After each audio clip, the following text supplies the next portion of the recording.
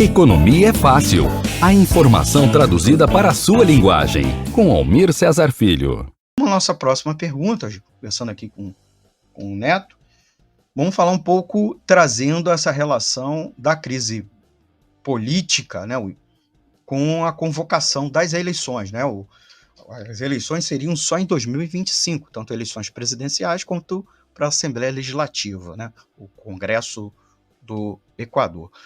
Neto, continuando essa análise, vamos direcionar um pouco nosso foco para a crise política desse momento, né? O governo Guilherme Lasso enfrenta uma série de desafios, incluindo a convocação do próprio processo de impeachment, que ele paralisou com a chamada morte cruzada, né, dissolvendo o Congresso e antecipando a eleição presidencial. Essa situação é agravada pelo contexto de polarização política e descontentamento popular com altos índices de desaprovação que o governo passava. Lembrando que o Lasso era um banqueiro, né, um homem muito rico, e vinha da oposição ao correísmo. Como você vê a relação entre a instabilidade econômica que discutimos anteriormente e a atual crise política? Você mencionou a dolarização, que muito provavelmente piora, dificulta, porque impede a autonomia da política econômica daquele país. Né? A Argentina agora, um dos candidatos que está liderando a corrida, está defendendo a dolarização plena, né? Inclusive o fim do Banco Central argentino. Mas não vamos falar da Argentina, só como paralelo. Também como o processo de impeachment se desenrola e quais são os possíveis desdobramentos dessa situação. Além disso, o fato da convocação, né, desse dispositivo da Assembleia Nacional de antecipar as eleições. Traça para a gente um pouco dos cenários, até porque a eleição está continuando, né? Teve debate ontem, né, presidencial, e para a gente tentar entender o prolongamento, a continuação do cenário político daquele país. Por favor. Então, veja só, nós temos que entender um pouquinho essa situação do Equador, tomando o seguinte: primeiro, há um processo de destruição da economia equatoriana que já vem de bastante tempo. Primeiro, nos anos 80, naquela época que tiveram 10 greves gerais, combina com um processo de desindustrialização. Ao ter a desindustrialização, gerou um desemprego astronômico no país. Astronômico. Não tem emprego. É isso. Não tem emprego. Destruíram todas as indústrias, então você passa pela Pan-Americana, pela zona norte de Quito, ou pela zona sul, e você vai vendo, você pega uma pessoa mais antiga e diz, não, tá vendo esse shopping aqui? Isso aqui era uma fábrica tal. Tá vendo essa academia aqui de musculação? Isso daqui era a empresa tal. Tá? Então, eles vão relatando como foram fechadas as indústrias. E a consequência disso é o desemprego. Então, a primeira coisa. Isso levou a que haja um processo migratório equatoriano gigantesco, um dos povos que mais migram na América do Sul. Pra vocês terem uma ideia, o tamanho da migração, eu não sei se ainda tem, mas a Igreja Católica chegou a ter uma diocese em Nova York. Tinha um bispo equatoriano em Nova York numa época, não sei se ainda tem, de tanto imigrante que tinha. A mesma coisa na Espanha. Isso daqui leva a uma destruição, porque viaja o pai, deixa a família, deixa a esposa e os filhos, viaja o pai e a mãe, deixa os filhos, ou viaja a esposa, consegue ela viajar, o marido fica. Causa uma destruição total das famílias, do tecido social do país. Então, isso eles já carregam dentro deles isso daí. Bom, isso é um elemento. Que é um elemento social muito importante para nós analisarmos o Equador, esse processo migratório e destruição dos laços familiares, destruição da classe trabalhadora. Então, se nós não tomarmos isso em conta, fica mais difícil nós entendermos o que é. É um fenômeno que nós não conhecemos no Brasil. Outra coisa, a renda. De onde entra o dinheiro do país? Durante muitos anos, o petróleo representava aí 50% da renda do país, do que entrava de dólar. A banana, 30%, e a imigração, 20%. Olha só, 20% das reservas que o país recebia, que entrava para o país todo ano, né, vinha da imigração, 20%. 30% da banana, que eles são grandes exportadores de banana, e 50% do petróleo. Olha o rolo que dá aqui. Com todas essas crises que nós estamos vivendo, o petróleo caiu muito de preço do que era no começo do ano 2000, quando bateu a $110 o barril, chegou a bater, o deles chegou a bater 30 e poucos. Então, não tem orçamento que aguente isso daqui. Quer dizer, era 50%? Era, mas agora caiu uma barbaridade. Então, começa a ganhar peso um produto secundário, que era a exportação de banana. E também com a crise se desvalorizou, com a produção em outros países, com a disputa não sei aonde. Bom, e, por último, a remessa dos imigrantes, que também caiu muito com o desemprego na Europa e nos Estados Unidos.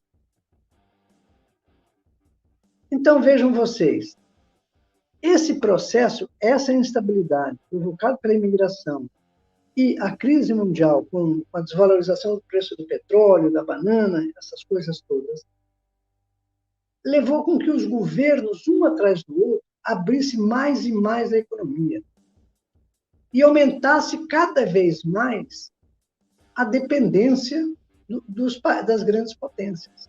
Então, por exemplo, 21 poços petroleiros no governo de Correia foram entregues às transnacionais. Antes, o custo de produção para Petroequador era $18 do barril, que ele ia vender a 30, 40, 50, dependesse de como tivesse o preço internacional, mas custava $18 a produção. Quando privatizaram, quando fizeram as concessões, saltou para $45 o barril. Quer dizer, com isso daqui, se calcula que 70% da renda petroleira hoje já não é mais do Equador, é das transnacionais. Então, veja só, isso daqui leva a uma instabilidade econômica muito grande no país, uma instabilidade social, que eu já dizia para vocês, e há um conflito permanente no país, que ele está dividido em duas partes. A Serra, que é onde está Quito, e o litoral, onde está Guayaquil. Guayaquil é uma burguesia muito mais reacionária, em certo sentido lembra a burguesia da meia-lua da Bolívia, né? Extremamente reacionária, odeia indígenas, são brancos.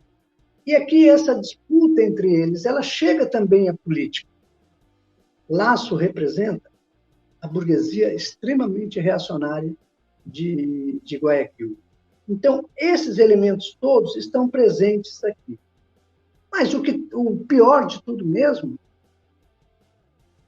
é que as massas não se calam no Equador.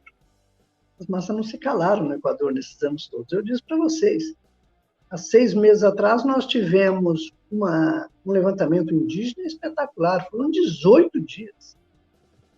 18 dias. Você sabe que num país frio como o Equador é extremamente frio, né?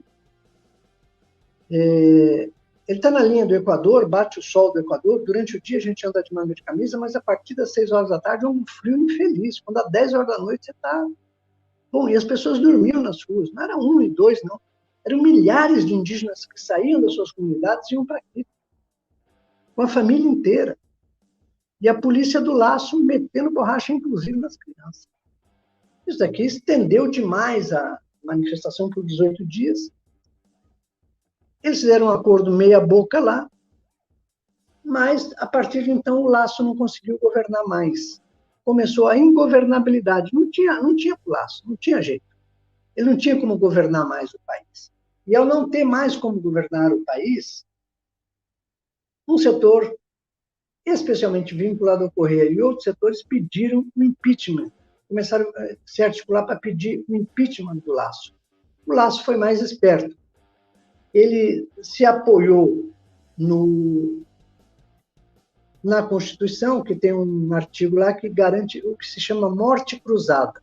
A morte cruzada é o seguinte: o presidente destitui todos os deputados, o presidente destitui todos os deputados e convoca novas eleições para eleger, inclusive, ele mesmo, o presidente. Quer dizer, aquela história, eu vou, mas vocês vão junto. É como no futebol, né? Eu fui expulso, mas trouxe o jogador do outro time.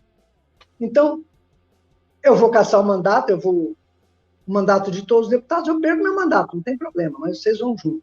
E aí ele não foi impeachmentado. Por isso que se antecipam as eleições. Mas ao antecipar as eleições, que deve ganhar a candidata vinculada ao correísmo, os problemas econômicos sociais do país não estão resolvidos. Pode ganhar quem quiser. É um pouquinho parecido com um país aqui latino-americano, que tinha um governo de extrema-direita e entrou um governo que todo mundo esperava que ia mudar tudo, e o cara já autorizou o marco temporal, já fez reforma tributária, já fez o diabo. Por quê? Porque é a crise do capitalismo. Nós temos que começar da crise do capitalismo, não das futuras. E com isso nós podemos dizer que ganhe quem ganhe no Equador, as contradições continuam. 70% do petróleo hoje está na mão das transnacionais. A banana não ajuda mais na balança como antes. A remessa dos imigrantes caiu uma barbaridade. Era diferente 10 anos atrás na Europa e nos Estados Unidos, o salário dos trabalhadores em geral. Imagine o imigrante como caiu, portanto caiu a remessa. Então, os problemas não estão resolvidos. Se ganhar a candidata do Correia, que é o que parece, a coisa vai continuar pegando fogo. Um problema: os trabalhadores se veem com as suas organizações muito destruídas, e foram destruídas fundamentalmente no governo Lúcio, quando o Lúcio cooptou todo o movimento indígena e petroleiro para o seu governo. Ele disse: vem para cá, você é parte do nosso governo. Cooptou, aí quem estava no governo já não mobilizava mais, e alguns se enriqueceram. Então, cooptou, desmobilizou e desmoralizou.